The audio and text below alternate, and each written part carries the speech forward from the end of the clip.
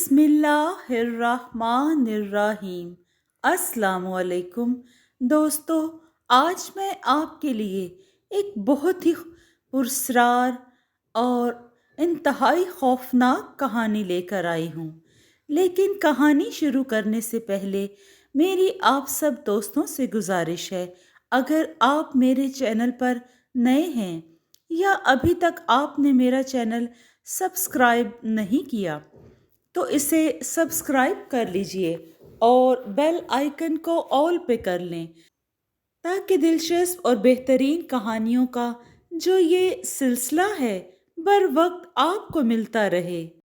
जलंधर शहर से 5 मील दूर दरख्तों के बीच एक छोटा सा गांव था। इस गांव में एक बहुत बड़ी हवेली थी।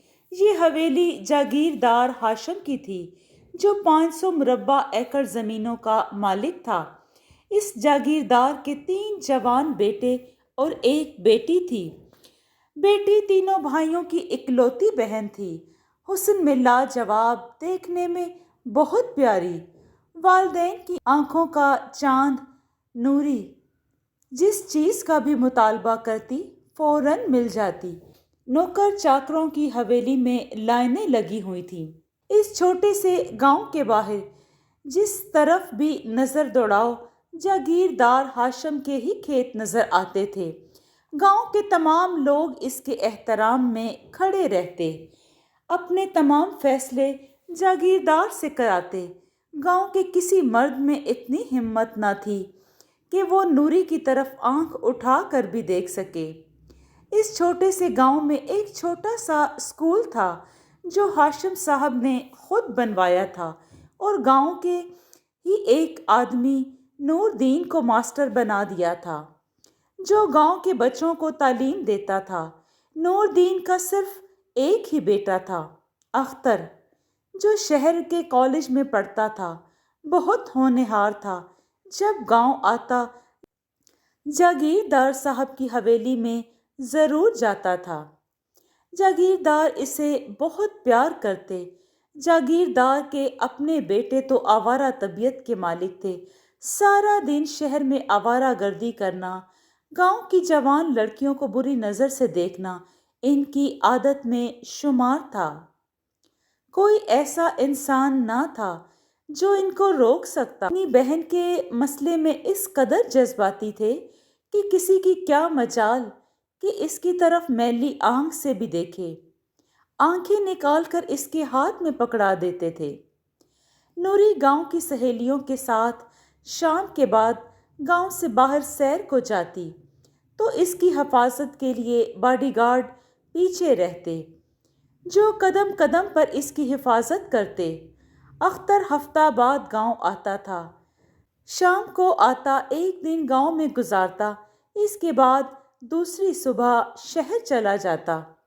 इसकी पढ़ाई का खर्चा खुद जागीरदार साहब ही उठा रहे थे। नूरी अख्तर को शुरू से ही अच्छी लगती थी। अब चूंकि वो मुकम्मल जवान थी, इसके हुस्न का असीर होके रह गया था। मोहब्बत भरी नज़रों से इसे देखता। नूरी पर ऐसी जवानी थी, ऐसा हुस्न था, और सबसे बढ़कर ऐसी शानो शौकत थी कि देखने वाला बस देखता ही रह जाता। नूरी को अख्तर से ज़रा भी दिलचस्पी नहीं थी। इसके मन का देवता इसके ताया का बेटा था। भाइयों की तरह इसके दिमाग में भी बहुत गरूर और तकब्बुर था। इसकी नज़रों में तमाम गांव वाले एक हकीर इंसान की मानिंद थे, और भाइयों की ये शान थी कि जिसको चाहा डांट दिया, मार पीट दिया। उधर अख्तर नूरी के प्यार में बिल्कुल पागल हुआ जा रहा था। किताबों में, ख्यालों में, हर जगह इसे नूरी का ही हुसीन मुखड़ा नज़र आता। ये इसकी यकतरफा मोहब्बत थी। अगर इसका वो इजहार भी कर देता, सिवाय कत्ल के कुछ और ना होना था। और अक्सर सोचा करता था कि मैं कहाँ दिल लगा बैठा। लेकिन मोहब्बत तो अंधी होती है, किसी से भी हो जाए, ये इंसान को खुद मालूम नहीं होता। अब अख्तर जब घर वापस आया, तो एक दिन की बजाय 2-3 दिन गांव में रहकर जाता। दिन में तकरीबन 3-4 चक्कर हवेली की तरफ लगाता। इसके इस रवैया से गांव के कुछ लोगों को शक गुजरा और ये शक मजीद बढ़ता गया। मास्टर साहब को आगाह किया गया कि वो अपने बेटे को समझाए। जागीरदार को इल्म हो गया तो वो इसका कीमा बना देंगे। मास्टर नूरदीन ने ये बात सुनते ही घर जाकर अपने बेटे का गिरेबान पकड़ लिया और बोला, बता, गांव वाले जो कहते हैं वो ठीक है। और समझ चुका था कि इसका बाप इससे क्या पूछ रहा है। वो खामोश रहा। इसकी खामोशी ने हर बात वाज़िया कर दी थी। नूरदीन ने इसको मारा पीटा और धक्के देकर गांव से निकाल दिया, लेकिन जागीरदार साहब ने इसे रोक लिया और बोला, नूरदीन जवान बच्चा है, ना मार, इसे क्यों धक्के दे रहा है। जागीरदार ने कहा, इसको छोड़ दे, मेरे पास हवेली भेज, मैं इसे खुद समझाऊंगा। नूरदीन पर तो जैसे बिजली ही पड़ गई हो। सर झुका लिया और बोला, ये निकम्मा हो गया है, कॉलेज से नागे करने लगा है, कहता है पढ़ाई में दिल नहीं लगता, इम्तिहान सर पर हैं। ये है कि इसका दिल पढ़ने में बिल्कुल भी नहीं लगता, इसे हवेली भेजो, मैं इसे समझाता हूँ। जागीरदार ये अल्फाज कहकर चल पड़ा और नूरदीन ने एक खूनख्वार नज़र अख्तर पर डाली। इसकी आंखों में गुस्सा भी था और बेटे के लिए प्यार भी। जागीरदार को असल हकीकत का इल्म हो गया तो अंजाम बहुत भयानक होगा। अख्तर को समझा बुझा कर हवेली भेजा और खुद इसकी लंबी जिंदगी की दुआएं करने लगा।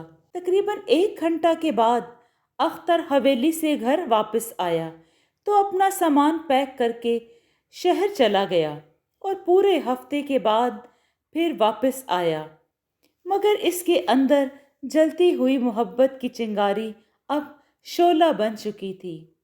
वो नूरी को किसी भी कीमत पर भुला नहीं सकता था। जब गांव आता तो हवेली ज़रूर जाता और नूरी का दीदार करने के बाद दोबारा शहर चला जाता। अख्तर के इस फेल का इल्म हवेली के नौकरों को भी हो गया। ये मोहब्बत चीज़ ही ऐसी है कि छुपाए छुपती नहीं। अनकरीब गांव में एक तूफान आने वाला था, खूनी आंधी आने वाली थी, कुछ ना कुछ तो होने वाला था। मास्टर नूरदीन को नौकरों ने बताया कि इसका बेटा क्या चाहता है और जो वो चाहता है वो तसव्वुरात में भी हासिल नहीं कर सकता। भला ज़मीन भी आसमान को छू सकती है? हरगिज़ नहीं। अख्तर के ख्वाब झूठे थे जो वो खुली आंखों से देख रहा था। गांव वालों की कोशिश थी कि ये बात जागीरदार या इसके बेटों तक ना पहुंचे। अगर इन तक बात पहुंच गई तो वो इस बार जब अख्तर शहर से वापस आया तो घर में 2 मिनट ही बैठने के बाद हवेली चला गया।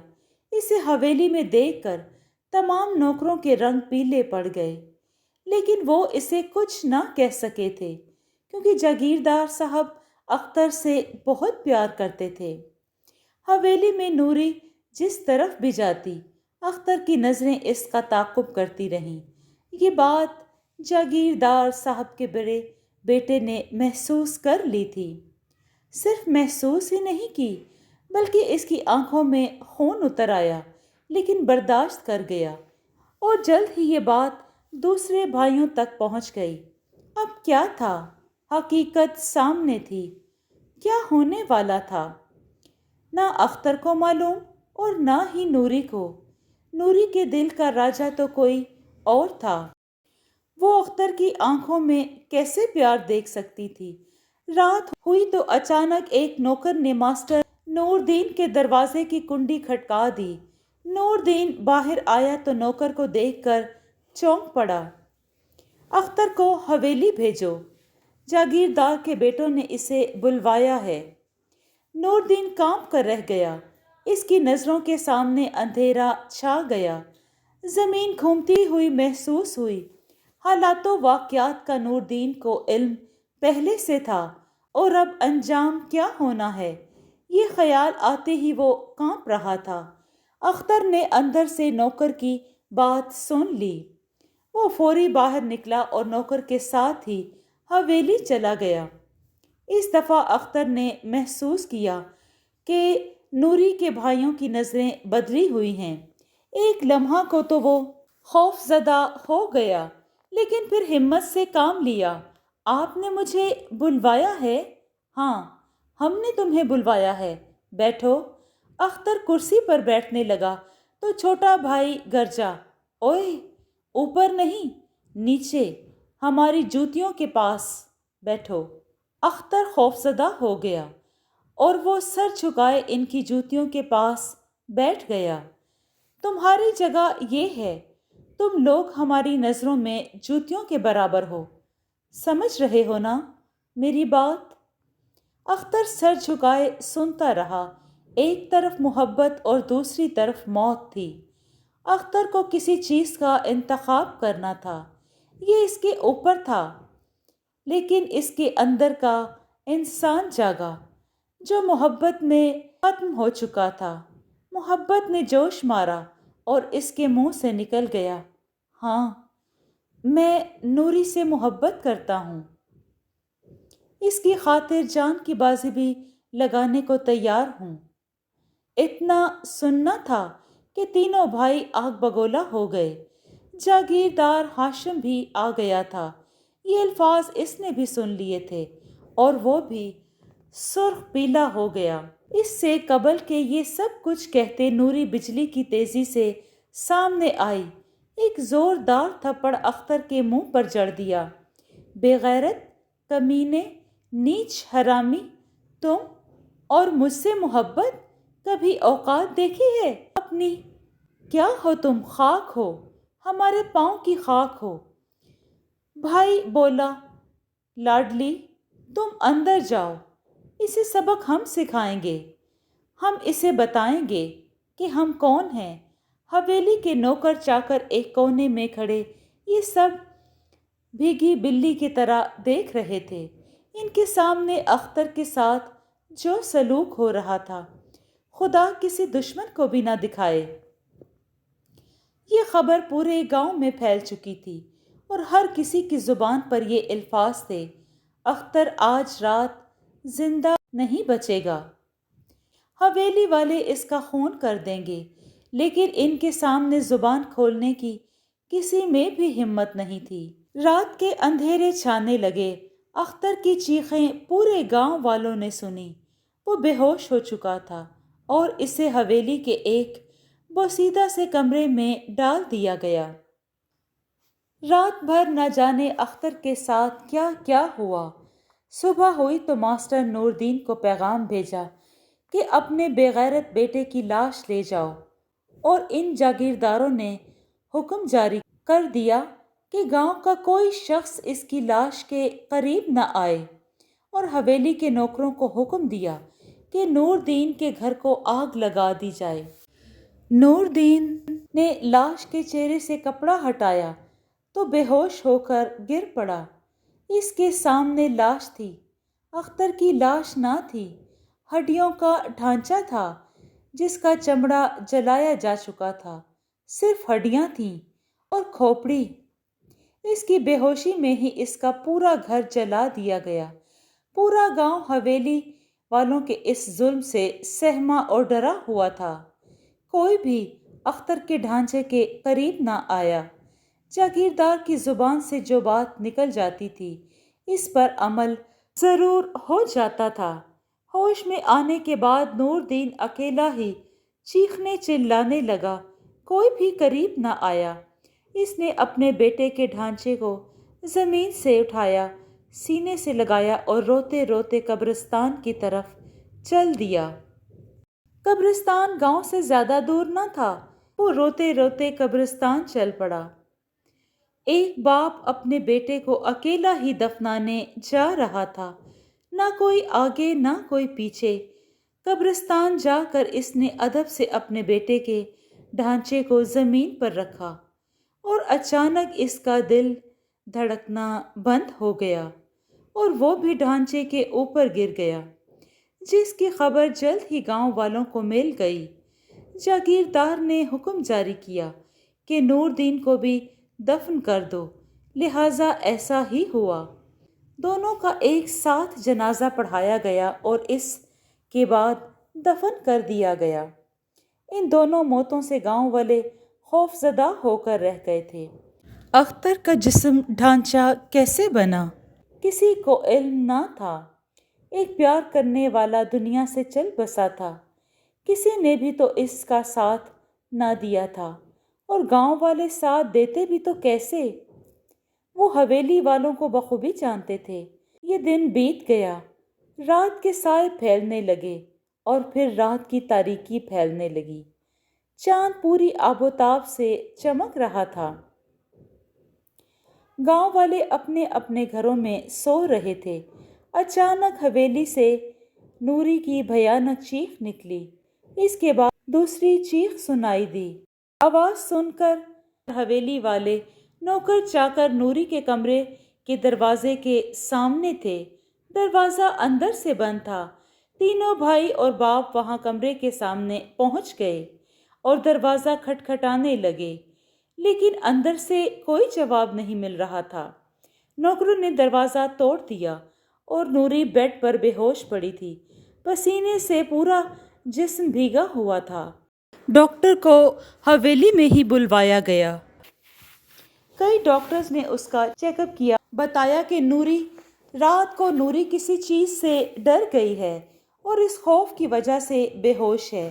ڈاکٹر کو حویلی میں ہی رکنا پڑا کہ کہیں دوبارہ اس کی لاڈلی ڈر نہ جائے۔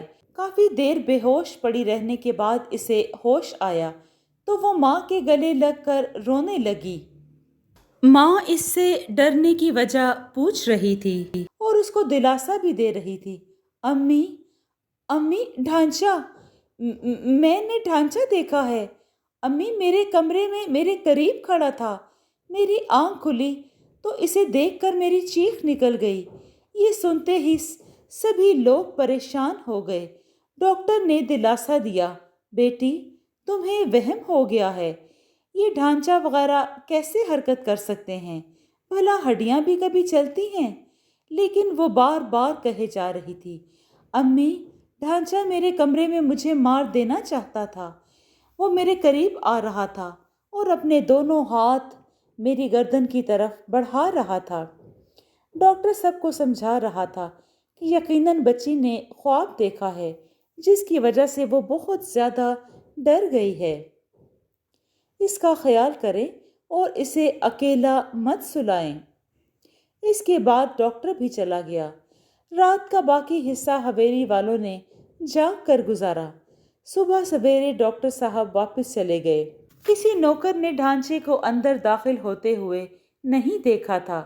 پھر یہ کیسے ہو گیا؟ ضرور اسے ڈراؤنا خواب آیا ہوگا۔ رات کا باقی حصہ حویلی والوں نے جاگ کر گزارا۔ صبح سویرے ڈاکٹر صاحب واپس چلے گئے اور کچھ گولیاں دے گئے۔ اگر دوبارہ ایسا واقعہ رونما ہوا تو ایک گولی کھلا دینا۔ دوسری رات پھر آدھی رات کے وقت نوری چیخیں مارنے لگی۔ ایک دفعہ نوری نے کل والی بات دوبارہ دہرائی کہ آج پھر اسے وہی ڈھانچہ چلتا ہوا نظر آیا ہے اور اسے پکڑنا چاہتا ہے۔ ڈاکٹر کی ہدایت کے مطابق اسے گولی دی گئی، جس کے اثر سے نوری سو گئی اور صبح سویرے ہی اس کی آنکھ کھلی۔ اب نوری کو حویلی کے کونے کونے سے خوف آنے لگا تھا۔ جس کمرے میں جاتی اسے وہی ڈھانچہ نظر آتا تھا اور وہیں وہ چیخیں مارنے لگ جاتی تھی۔ ایک ہفتہ تک مسلسل ایسا ہوتا رہا۔ صبح شام نوری کے چیخنے چلانے کی آوازیں آتی رہیں۔ نوری جو حسن و جمال سے دوچار تھی، ہفتہ میں پیلی پڑ گئی۔ بھائیوں سے اس کی یہ حالت دیکھی نہ جاتی تھی۔ شہر سے رنگ رنگ کے اعلیٰ ڈگریوں کے ڈاکٹر بلوائے جاتے، جو نوری کا خوف ختم نہ کر سکے۔ ایک ہفتہ کے بعد حویلی میں جاگیردار کے چھوٹے بیٹے کی خوفناک اور بھیانک چیخوں کی آوازیں آنے لگیں۔ یہ چیخیں اس قدر دردناک تھیں کہ گاؤں والوں نے بھی سن لی اور وہ بھی حویلی کے بیرونی گیٹ کے سامنے کھڑے ہو گئے۔ نوکر چاکر ان کے کمرے کا دروازہ توڑنے کی جدوجہد میں مصروف تھے۔ جب دروازہ توڑا گیا تو جاگیردار کا بیٹا اندر تڑپ تڑپ کر ٹھنڈا ہو چکا تھا۔ جاگیردار نے اسے ہلا جلا کر دیکھا لیکن وہ ختم ہو چکا تھا۔ وہ چیختا رہا، اس کو پکارتا رہا لیکن سب بے سود تھا۔ اسے کیا ہوا تھا کسی کو علم نہ تھا۔ نوری کی زبان مسلسل چل رہی تھی، امی، اس ڈھانچے نے میری بھائی کی جان لے لی ہے۔ یہ وہی ڈھانچہ ہے جو میرے کمرے میں آتا ہے۔ اسی نے میرے بھائی کو مارا ہے۔ حویلی میں کوہرام مچا ہوا تھا۔ بیرونی گیٹ کھول دیا گیا۔ گاؤں کے لوگ بھاگ بھاگ کر حویلی میں داخل ہو رہے تھے۔ سامنے جاگیردار کے جوان بیٹے کی لاش پڑی ہوئی تھی۔ رونا دھونا، چیخنا چلانا شروع تھا۔ گاؤں کی عورتیں لاش دیکھ کر خوفزدہ ہو رہی تھیں کیونکہ اس کی شکل بدل چکی تھی۔ جہاں جہاں تک خبر پہنچتی، لوگ جوک در جوک چلے آ رہے تھے۔ شام سے قبل ہی نماز جنازہ کے بعد سپرد خاک کر دیا گیا۔ بھائی کی موت نے نوری کا چہرہ اور پیلا پڑ گیا تھا۔ اس کا وہم جھوٹ نہ تھا، حقیقت تھا۔ ڈھانچے نے ہی اس کے بھائی کو قتل کیا ہوگا۔ اسے حویلی کے کونے کونے سے اس ڈھانچے کے رینگنے کی آہٹ سنائی دیتی۔ وہ کھوپڑی دیکھ کر چیخ پڑتی، اپنی ماں کی منت سماجت کرتی کہ مجھے اس حویلی سے نکال دیں، دور لے جائیں۔ مجھے اس حویلی سے دہشت آتی ہے، یہاں سے خوف آتا ہے۔ لیکن جاگیردار یہ کہہ کر چپ کرا دیتا کہ یہ تیرا وہم ہے اور کچھ نہیں۔ 10 دن تک مسلسل رشتہ دار، دوست، احباب آتے رہے اور روزانہ وہاں سے رونے پیٹنے کی آوازیں آتی رہتی۔ کل صبح جاگیردار کے بیٹے کے رسم کا 10واں تھا۔ دور دراز سے آئے ہوئے رشتہ دار حویلی میں ٹھہرے ہوئے تھے کہ 10ویں کے ختم شریف سے فارغ ہو کر واپس جائیں۔ رات کے سائے آہستہ آہستہ پھیل رہے تھے۔ گھر میں صف ماتم بچھی ہوئی تھی۔ کافی رات تک گاؤں کے لوگ اور دوسرے رشتہ دار صف پر بیٹھے رہے اور اس کے بعد کمروں میں جا کر سونے لگے۔ جاگیردار کے بیٹے بھی اپنے کمروں میں جا کر سونے لگے۔ جب رات آدھی سے زیادہ بیت گئی تو جاگیردار کے دوسرے بیٹے کے کمرے سے خوفناک اور بھیانک قسم کی چیخیں گونجنے لگیں۔ چیخیں اس قدر خوفناک تھیں جیسے اسے کوئی چھری یا چاقو سے ذبح کر رہا ہو۔ تمام رشتہ دار اور حویلی والے، نوکر چاکر اس کے دروازے کے سامنے کھڑے تھے۔ وہ دروازہ توڑنے کی کوشش کر رہے تھے کیونکہ دروازہ اندر سے بند تھا، اور جب دروازہ ٹوٹ گیا تو سامنے جاگیردار کے بیٹے کا مردہ جسم پڑا ہوا تھا جو سیاہ ہو چکا تھا۔ آنکھیں کھلی ہوئی تھیں، سر کے بال بکھرے ہوئے تھے۔ اس کی لاش دیکھ کر حویلی میں زور زور سے چیخوں کی آوازیں بلند ہونے لگی، آہو پکار ہونے لگی۔ گاؤں کے لوگ بھی حویلی کے بیرونی گیٹ پر جمع ہونے لگے اور گیٹ زور زور سے کھٹکھٹانے لگے۔ لوگوں نے دروازہ کھول دیا۔ لوگوں کا ایک ہجوم تھا جو اندر داخل ہو گیا۔ 10 دن کے اندر اندر دوسری موت دیکھ کر لوگوں کا خوف سے برا حال تھا اور پورے گاؤں والے حویلی میں جمع تھے۔ تمام دن رونا دھونا مچا رہا۔ لوگ آتے جاتے رہے۔ نوری پر بے ہوشی کے دورے بار بار پڑ رہے تھے۔ حویلی میں قیامت خیز منظر تھا۔ شام سے قبل ہی جاگیردار کے دوسرے بیٹے کو بھی سپرد خاک کر دیا گیا۔ گاؤں کا کل رقبہ تقریباً 10 ایکڑ تھا، جس میں 5 ایکڑ پر جاگیردار کی بلند ترین اور کشادہ حویلی تھی اور باقی کے 5 ایکڑ پر گاؤں کے چھوٹے چھوٹے تقریباً 80-90 گھر تھے۔ گاؤں کے چاروں طرف درختوں کے جھنڈ تھے۔ حویلی کے پچھلی طرف گاؤں کا قبرستان تھا۔ اس کے بعد جاگیردار کی جہاں تک نظر پڑتی تھی زمینیں تھیں۔ اس حویلی میں جاگیردار کی اجازت کے بغیر پرندہ بھی داخل نہیں ہو سکتا تھا، لیکن اب اس حویلی سے لوگوں کا آنا جانا لگا ہوا تھا۔ گاؤں والوں کو بھی خوف آنا شروع ہو گیا تھا۔ آج کا دن چیخو پکار میں گزر گیا۔ گاؤں میں مسلسل 3 دن کا سوگ تھا۔ 3 دن تک گاؤں والے کوئی کام نہیں کر سکتے تھے۔ رات ہوئی تو نوری نے پھر چیخنا چلانا شروع کر دیا، امی جان مجھے یہاں سے لے چلیں، وہ ڈھانچہ، وہ کھوپڑی مجھے ختم کر دے گا، وہ مجھے بھی مار دے گا۔ جاگیردار کو اب اپنی بیٹے کی فکر پڑ گئی تھی۔ اس پر غشی کے دورے پڑ رہے تھے۔ حویلی میں ڈاکٹروں کی لائنیں لگی ہوئی تھیں، لیکن اس کے باوجود بھی کوئی حل نہیں تھا اس کی تکلیف کا۔ نوری اپنی تکلیفوں اور بار بار دوروں سے دوچار تھی۔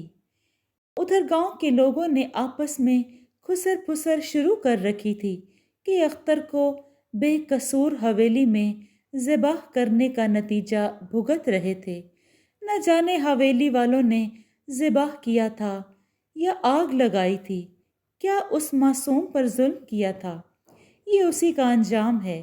لیکن انہیں گاؤں والوں کی باتیں، حویلی والوں تک یہ باتیں پہنچ رہی تھیں، اور انہیں گاؤں والوں کی باتیں درست لگتی تھیں کہ واقعی اختر سے کیے جانے والے ظلم کا بدلہ انہیں مل رہا تھا۔ 2 جوان بیٹوں کی لاشیں دیکھنے کے بعد جاگیردار کی ہمت جواب دے رہی تھی۔ وہ اپنے تیسرے بیٹے کی موت برداشت نہیں کر سکتے تھے۔ انہوں نے پروگرام بنایا کہ وہ اپنے بیٹے کو بیرون ملک بھیج دیں گے تاکہ ڈھانچے کا شکار نہ بن سکے۔ جس دن رسم دسواں تھا، اس دن سے 1 دن قبل وہ لندن چلا گیا۔ اس کے بعد جاگیردار کی تمام تر توجہ نوری پر تھی۔ آخر نوری کو بھی جاگیردار نے اپنے بڑے بھائی کے گھر بھیج دیا۔ وہ اس گھر کی ہونے والی بہو تھی۔ جاگیردار نے کہا کہ اس کی حفاظت اور علاج کرواؤ، روپے پیسے کی فکر نہ کریں۔ جاگیردار کے کہنے کے مطابق نوری کا علاج ڈاکٹر اور عاملوں سے کروایا گیا اور خوب پیسہ خرچ کیا گیا۔ وقت گزرنے کے ساتھ ساتھ نوری کی طبیعت میں کچھ بہتری آئی۔ جاگیردار کو جب نوری کی طبیعت میں بہتری آنے کا علم ہوا تو اس نے نوری کو دوبارہ حویلی میں بلوا لیا۔ ادھر حویلی میں بھی خوف وغیرہ ختم ہو چکا تھا۔ یہاں چند دن سکون سے گزرے۔ خوف تو ایسے بھی نوری کو آتا تھا، لیکن کھوپڑی یا ڈھانچہ وغیرہ اب نظر نہیں آیا تھا۔ ڈاکٹروں کے مزید علاج اور عالم لوگوں کے دن رات کام کرنے پر حویلی میں قیام کرنے سے اس کا خوف بھی ختم ہو گیا۔ نوری کا پیلا رنگ پھر سے سرخ ہونا شروع ہو گیا۔ جاگیردار جلد اس کی شادی کر دینا چاہتا تھا۔ حویلی میں ہر طرف جشن کا سا سما تھا۔ پورے گاؤں میں چراغاں کیا گیا۔ حویلی کی رونقیں واپس لوٹنے لگیں۔ ابھی شادی میں پورے 3 دن تھے۔ حویلی میں باقاعدہ جشن جاری تھے۔ گاؤں والوں کا صبح شام کھانا حویلی میں ہی تھا۔ آج صبح سے جاگیردار کا بیٹا بھی، جسے لندن سے واپس بلوا لیا گیا تھا، ہر کام میں آگے آگے تھا اور ہر جشن میں خوش و خرم نظر آ رہا تھا۔ رات کافی دیر تک گانا بجانا ہوتا رہا۔ اس کے بعد لوگوں کو جب نیند آنے لگی تو وہ کمروں میں جا کر سونے لگے۔ حویلی کے کمرے اتنے زیادہ تھے کہ ختم ہونے کا نام نہیں لیتے تھے۔ جاگیردار کا بیٹا بھی اپنے بیڈ روم میں چلا گیا۔ باقی کے رشتہ دار بھی جلد ہی سو گئے کہ اچانک جاگیردار کے بیٹے کے کمرے سے خوفناک اور بھیانک آوازیں آنے لگیں۔ حویلی میں اس کی خوفناک اور دردناک چیخیں گونجنے لگیں، جس سے ہر کوئی جاگ اٹھا۔ آج پھر دوبارہ دروازہ توڑا گیا۔ اندر وہی منظر تھا۔ جاگیردار کا تیسرا بیٹا بھی مردہ حالت میں پڑا ہوا تھا۔ اس کی آنکھیں بھی دوسرے بھائیوں کی طرح پوری کی پوری کھلی ہوئی تھیں۔ ایک دفعہ پھر اس حویلی میں رونا دھونا چیخنا چلانا شروع ہو گیا۔ جہاں کچھ دیر پہلے ناچ گانا اور جشن کا سما تھا، اب چیخوں کی آوازیں بلند ہو رہی تھیں۔ اگلے ہی دن اس کا بھی نماز جنازہ پڑھا کر اس کو بھی قبرستان میں دفن کر دیا گیا۔ جاگیردار کی حالت بھی بیان سے باہر تھی۔ اس کو بھی بار بار غشی کے دورے پڑ رہے تھے۔ جاگیردارن بھی غم سے نڈھال تھی۔ نوری کو پھر سے دورے پڑ رہے تھے۔ جاگیردار ٹوٹ کر اکیلا رہ گیا تھا۔ اس کے بازو کٹ چکے تھے۔ اس کے سہارے ختم ہو گئے تھے۔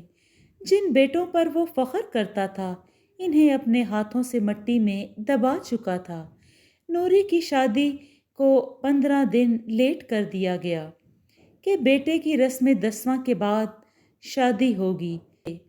نوری کو ڈھانچہ روز نظر آتا تھا۔ جاگیردار وہم کا نام دیتے دیتے بھی اب تھک گیا تھا۔ نوری کی شادی کا دن بھی اب آن پہنچا تھا۔ حویلی کو دوبارہ سجایا گیا، لیکن اس میں دکھ کے تاثرات بھی شامل تھے۔ نوری بھی بہت خوش تھی، لیکن اپنی شادی کو لے کر نہیں، بلکہ اصل خوشی کی وجہ اس حویلی کو چھوڑنا تھی، جس میں سب کچھ ختم ہو کر رہ گیا تھا۔ 3 جوان بھائیوں کی لاشیں اٹھی تھیں۔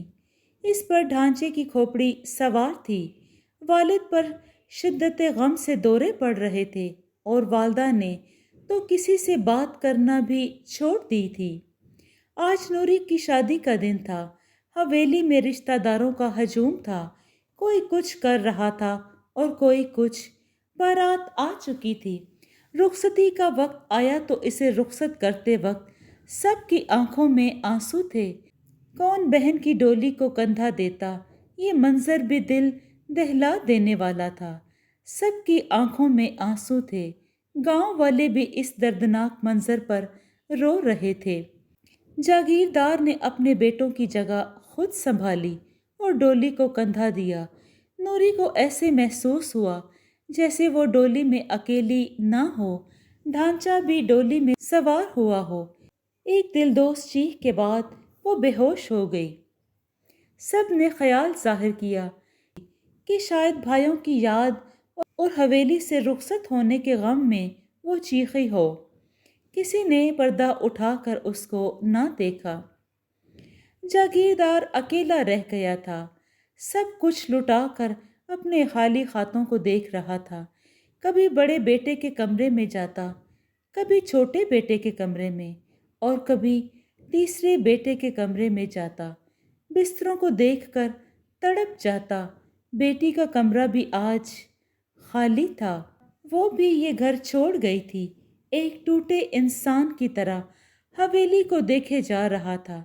یہ جاگیردار تھا جو اپنے اوپر ایک مکھی کا وزن بھی برداشت نہیں کرتا تھا، لیکن آج اگر کوئی بات بھی کر جاتا تو برداشت کر لیتا۔ ایک ایک کر کے سب اس کا ساتھ چھوڑ گئے تھے۔ ادھر نوری اپنے سجے ہوئے کمرے میں بیٹھی اپنے بھائیوں، باپ، ماں کے بارے میں سوچ رہی تھی۔ رات کا اندھیرا پھیل چکا تھا۔ شہر کے اس بنگلے میں جشن نما ماحول تھا۔ ہر کوئی خوشگپیوں میں مصروف تھا۔ آدھی رات کو لوگ اور رشتہ دار بیٹھے باتیں کر رہے تھے۔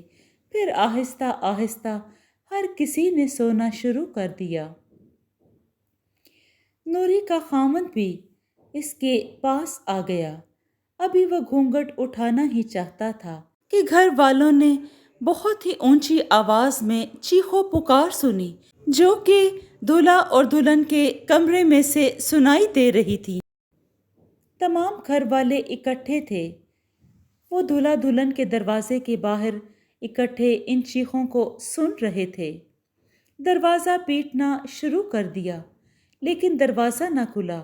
آخر کار دروازے کو توڑ کر اندر داخل ہوئے۔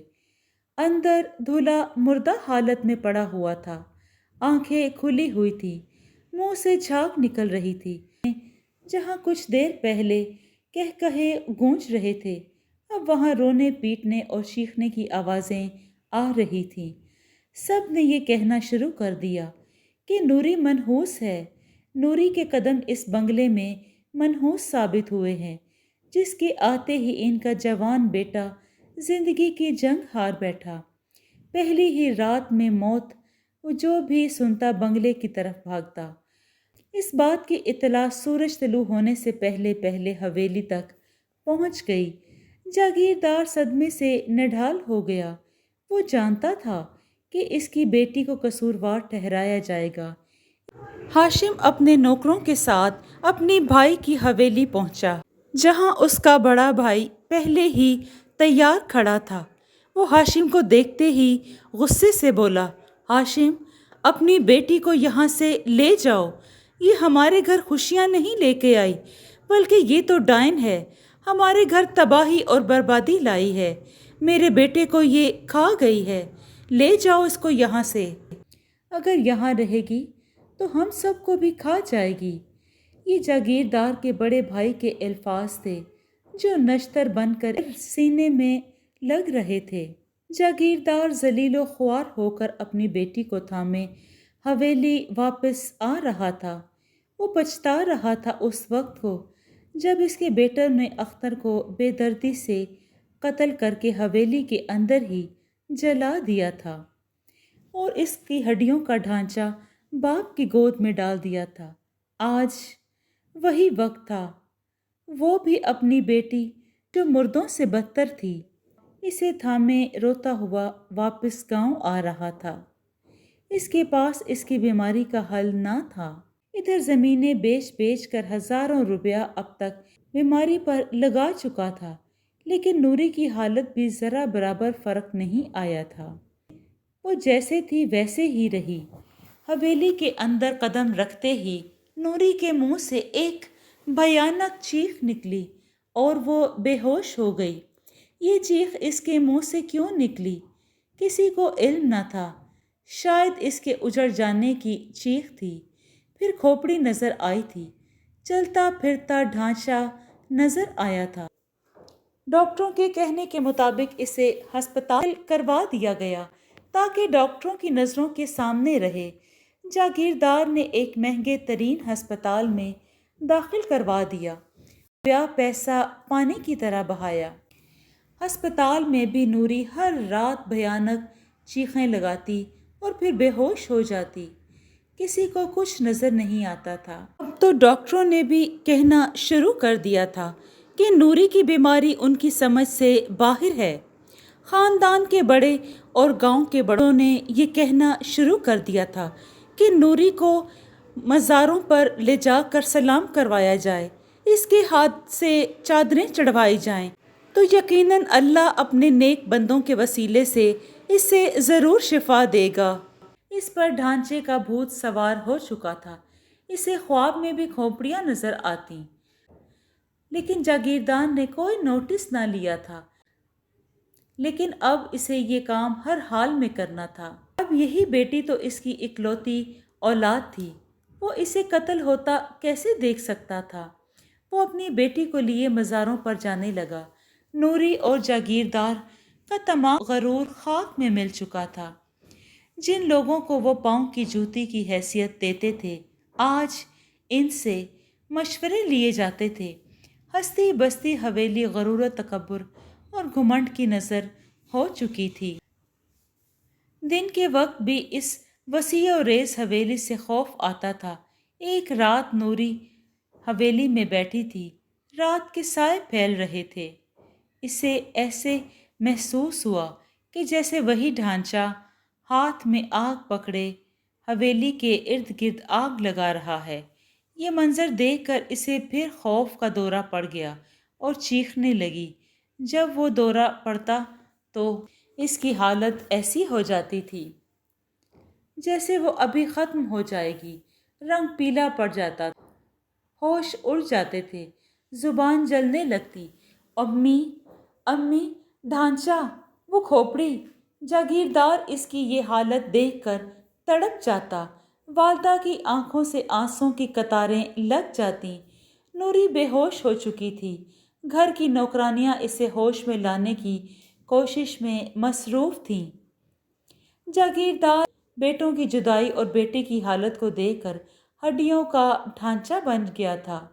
اپنا روب دبدبا اس نے خود ہی ختم کیا تھا۔ اب وہ نوکروں اور گاؤں والوں سے نرم لہجے سے بات کرتا۔ وہ پہلے والا جاگیردار نہ رہا تھا۔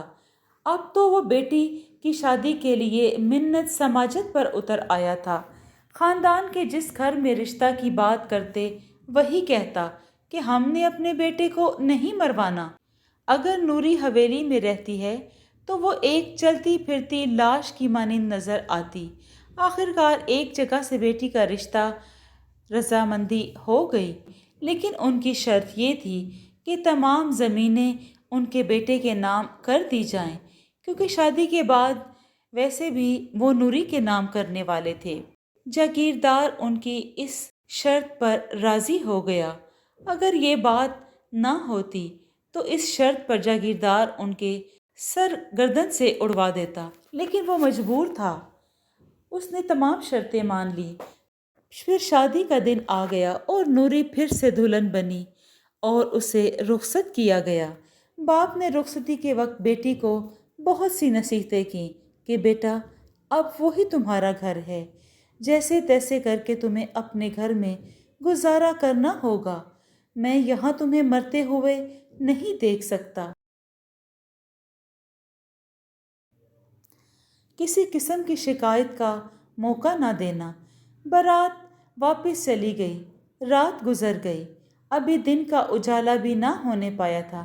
حویلی میں خبر پہنچ گئی کہ دولہا کو رات کو کسی نے قتل کر دیا ہے اور نوری بے ہوش پڑی ہے۔ جاگیردار پر تو جیسے بجلی گر پڑی۔ وہ بیٹھے کا بیٹھا رہ گیا۔ اتنی ہمت نہ ہوئی کہ کچھ بات کر سکتا۔ وہاں پہنچنا بھی ضروری تھا۔ نوکر چاکر لے کر چل پڑا۔ ایک دفعہ پھر اسے ذلت و رسوائی کا سامنا کرنا پڑا، اور جب انہوں نے یہ کہا کہ اس کی بیٹی چڑیل ہے، ہمارے بیٹے کو کھا گئی ہے، تو یوں لگا کہ جیسے کسی نے دل پہ مکہ دے مارا ہو۔ جاگیردار اپنی اور اپنی بیٹی کی ذلت اور رسوائی خاموشی سے سن کر چلا آیا اور گھر آتے ہی غش کھا کر گر پڑا۔ اسے شہر کے ہسپتال لے گئے، جہاں اس کی حالت سنبھلنے میں نہیں آ رہی تھی۔ اگر وہ زمینوں کے کاغذات جاگیردار کے منہ پر نہ دے مارتے تو شاید آج جاگیردار زندہ نہ ہوتا، وہ علاج کے ہاتھوں مر جاتا۔ زمینیں بیچ بیچ کر جاگیردار کا علاج ہو رہا تھا۔ یہ ایک کالی آندھی تھی جو اب چل پڑی تھی اور آہستہ آہستہ سب کچھ اڑا کر لے جا رہی تھی۔ یہ امتحان تھا یا سزا تھی جس کا جاگیردار کو سامنا کرنا پڑ رہا تھا؟ ادھر نوری کی وجہ سے وہ بالکل ٹوٹ گیا تھا، اور شاید ابھی جاگیردار کو کچھ اور دیکھنا باقی تھا۔ ایک ماہ کے بعد وہ تندرست ہو کر گاؤں واپس آ گیا۔ گاؤں والے جو ان کے آنے کے انتظار میں تھے، انہیں زندہ دیکھ کر خوش ہو گئے۔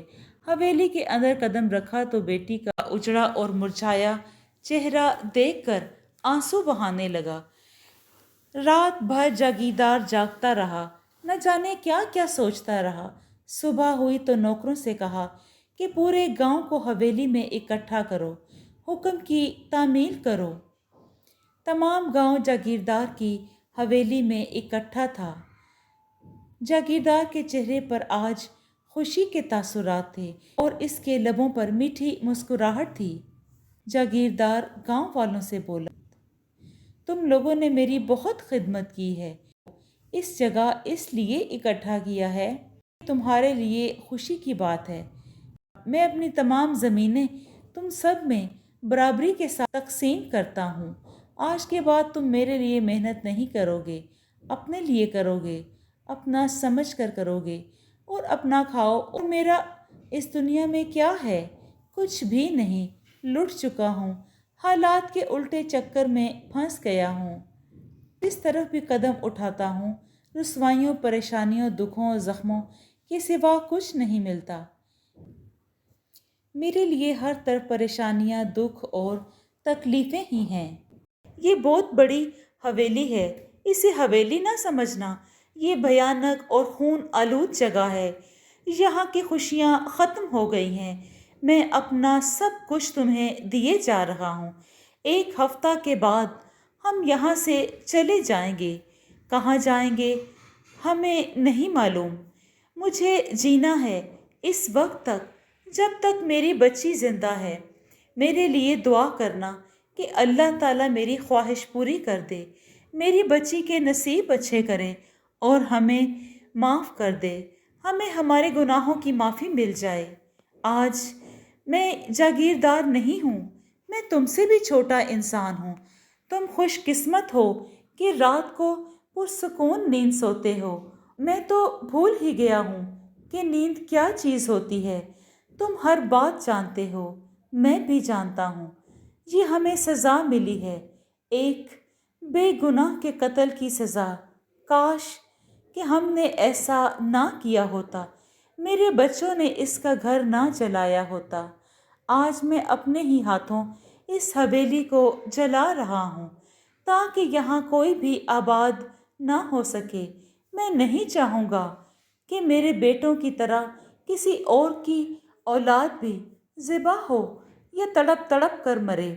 इसके बाद नौकरों को हुक्म दिया गया कि कमरों के अंदर पड़े हुए तमाम सामान को आग लगा दो। लोगों ने ऐसा ना करने की मिन्नतें की, लेकिन जो फैसला हो चुका था सो हो चुका था। जो जुबान से बात निकल गई थी पूरी होनी थी। कमरे के अंदर पड़े सामान को आग लगा दी गई और देखते ही देखते हवेली में शोले बुलंद होने लगे और फिर काफ़ी देर के बाद आग के शोले ठंडे होना शुरू हो गए। सब कुछ जल गया था, ना सामान था और ना ही दर दीवार मुकम्मल थी।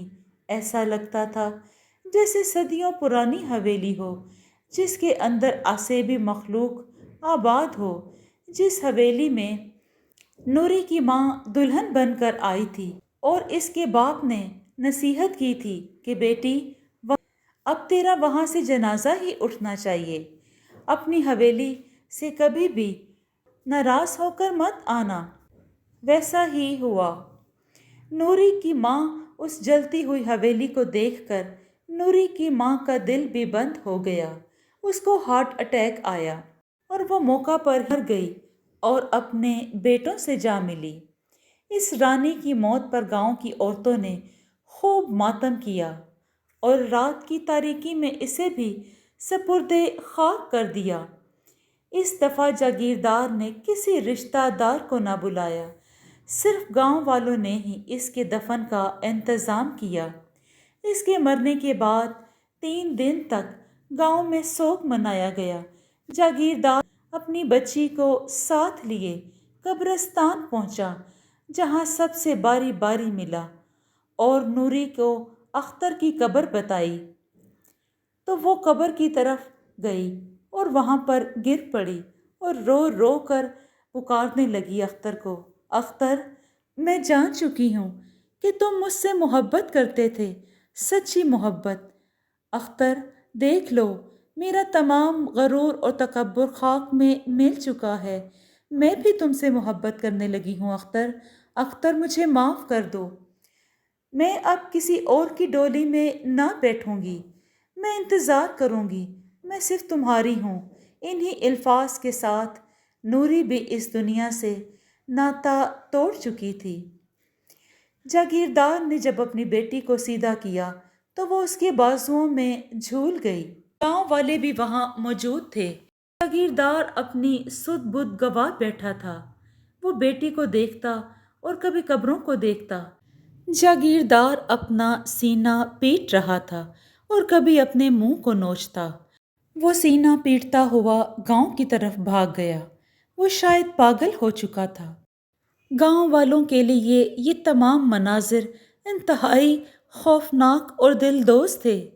सब गांव वालों ने मिलकर नूरी के कफन दफन का इंतजाम किया और उसे अख्तर की कब्र के साथ ही दफना दिया। और चौधरी गांव की गलियों में इसी तरह मारा मारा फिरता और अपना सीना पीटता रहता।